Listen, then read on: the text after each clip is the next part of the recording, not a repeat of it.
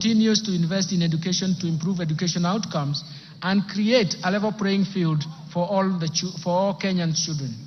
Mr. Speaker, from this end, I have proposed a total allocation of 656.6 billion, or 27.6% of total expenditures to the education sector. This includes Kenya shillings 358.2 billion to the Teachers Service Commission, Kenya shillings 142.3 billion for basic education, Kenya shillings 128 billion for higher education and research, Kenya shillings 30.7 billion for technical vocational education and training.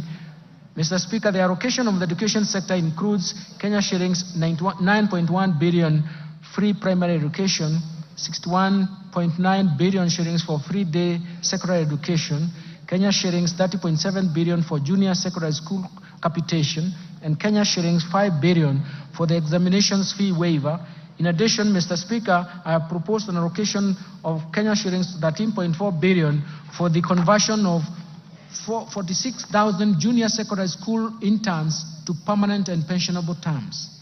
Kenya shillings 1.3 billion for the training of teachers on competency-based curriculum, and Kenya shillings 360 million for the digital literacy program and ICT integration in our secondary schools. Mr. Speaker, to support infrastructure development and ensure safe learning in our schools, I have proposed an allocation of Kenya shillings 3.2 billion for primary and secondary schools infrastructure, Kenya shillings 1 billion for construction of classroom for junior secondary schools, and Kenya shillings 2.3 billion for the construction and equipping of technical training institutes and vocational training centers. Further, I have proposed Kenya shillings 11.1 billion for the Kenya Primary Education Equity in Learning Program, shilling 1.8 billion for construction of integrated resource centers, and Kenya shillings 1.5 billion for the Kenya Secondary Education Quality Improvement Project. Mr. Speaker, other proposed allocations to the education sector include Kenya shillings 1.1 billion for the research, science, and technology innovation. Mr. Speaker, the government is implementing the new funding model for public universities and TVET institutions through the provision of government scholarships and loans apportioned according to students' need. The new funding framework seeks to offer students whose households are at the bottom of the pyramid equal opportunity in accessing university education as well as technical training.